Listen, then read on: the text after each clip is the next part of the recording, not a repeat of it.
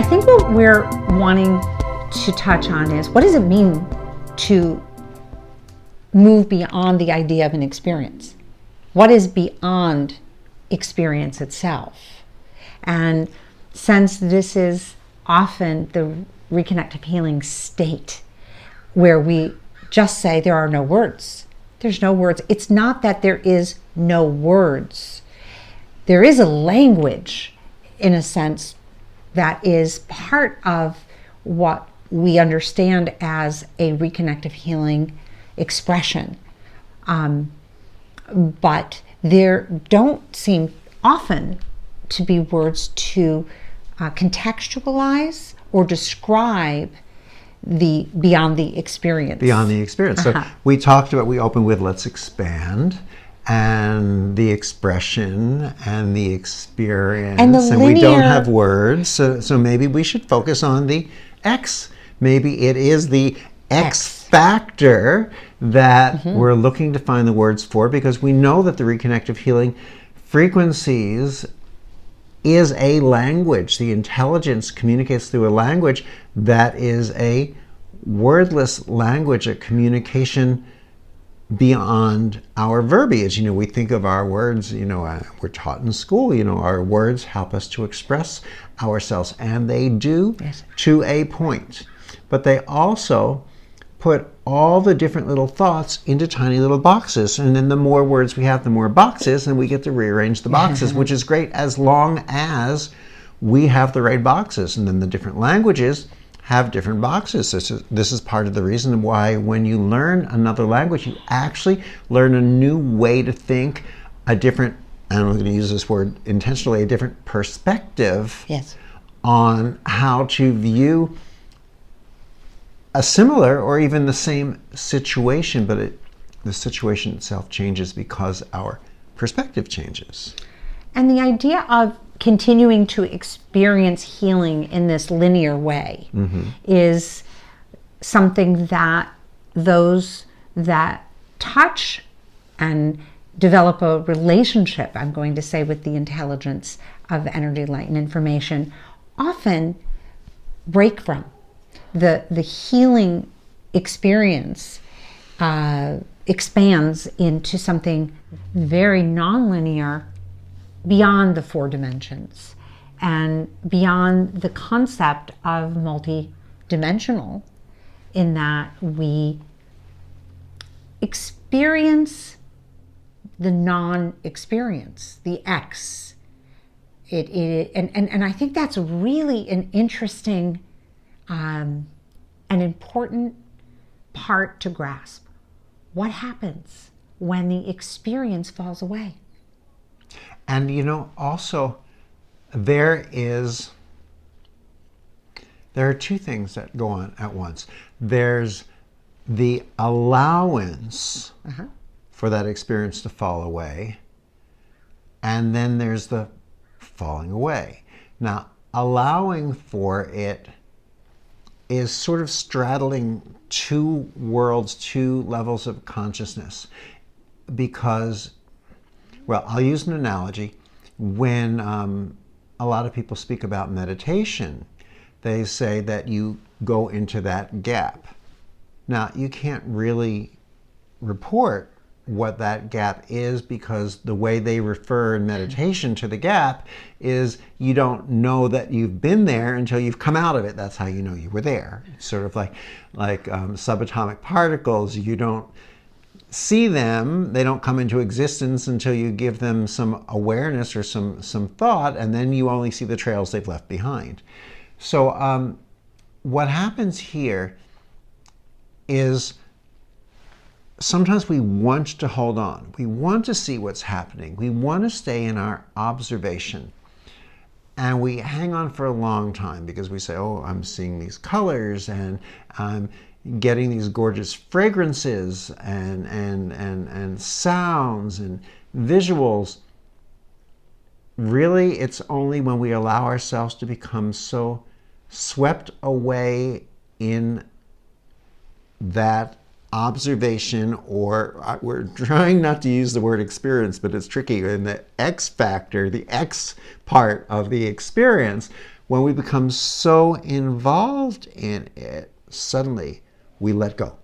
That's the release of the tethering. Right. And I think that's an important part, because we tend to interact with the concept of dimensions, 4 dimensions, height, width, depth, and time. We're tethered. We're tethered to height. We're tethered, right, to width, depth.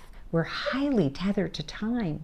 So it's quite interesting to realize that we're tethered to illusions. Right. Well, another layer. And I think that the ability to allow ourselves to untether to time first is the first part of the scalar access, in one sense. And I strongly believe that is an experience, to release space and time, nowhere, nothing, but awareness, and yet to be aware through the brain, through the mind, that you're experiencing awareness even, is an aspect of access, an important aspect of the access expanding.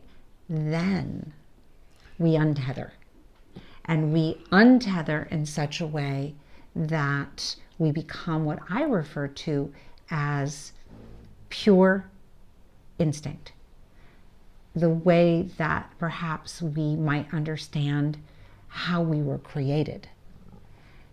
A connectedness to everything that is beyond an experience, because as awareness itself, we have a glimpse into that which we have no ability to contextualize in language of any kind. It isn't that we are listening to a being of light speaking to us or guiding us. It isn't that we are in recognition of a mathematical equation that appears to try to guide us.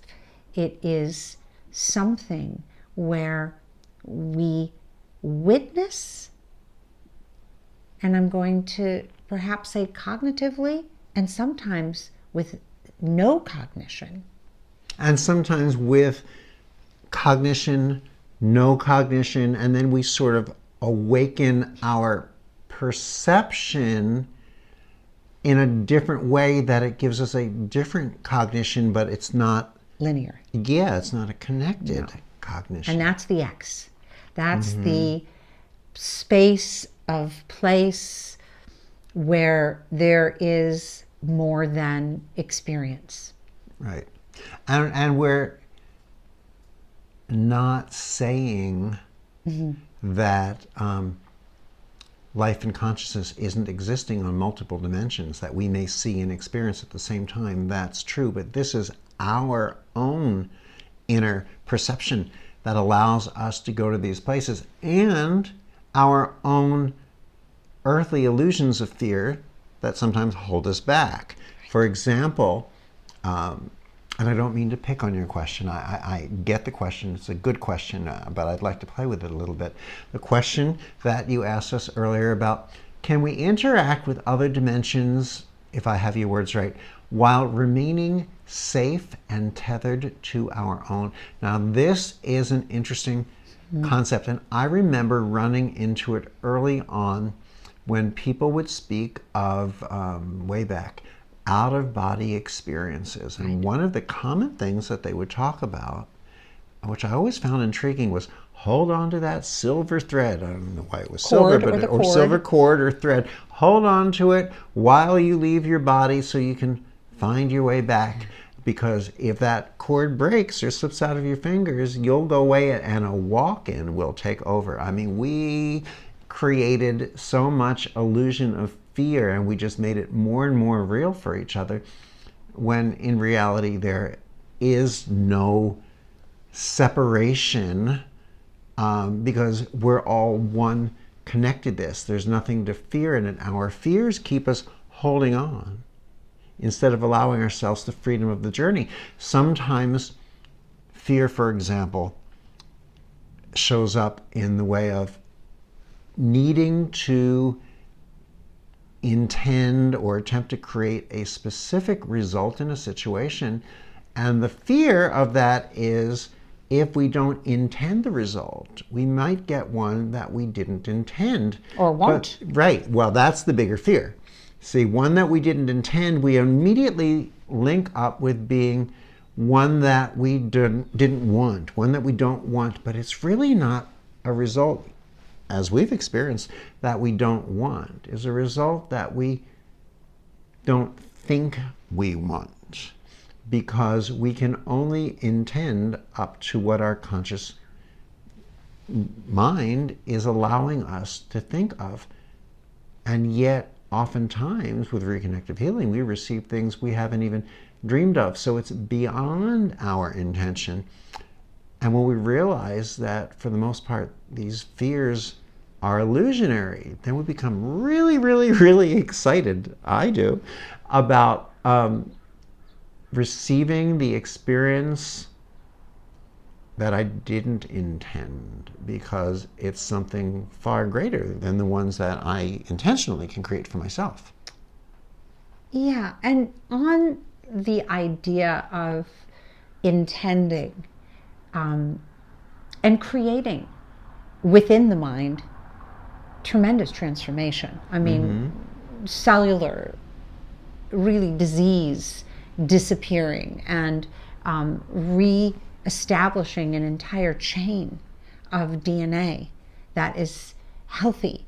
This capacity that we have to use our state, brain, body state, to transform the biology of our body just with our thoughts. And a tremendous study of neuroscience right now, where it has gone to empower us to assist, I'm going to suggest, because it really is at that level assisting ourselves at the highest level, right? Right.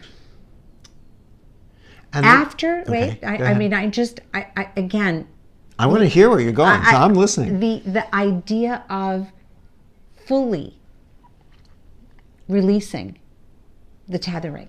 Right. Becoming the molecule. Becoming the very molecule without direction of any kind is the X. It is the ultimate space, maybe. But can we explore also? SpaceX. If we're willing We're in to, trouble. right. We're in big trouble now. Is the concept of tethering itself sort of an interference with our experience of who and what we are? Because if you think about it, a tethering is a tying. Yes. So to tether to something means that there's something and there's something else. They're two.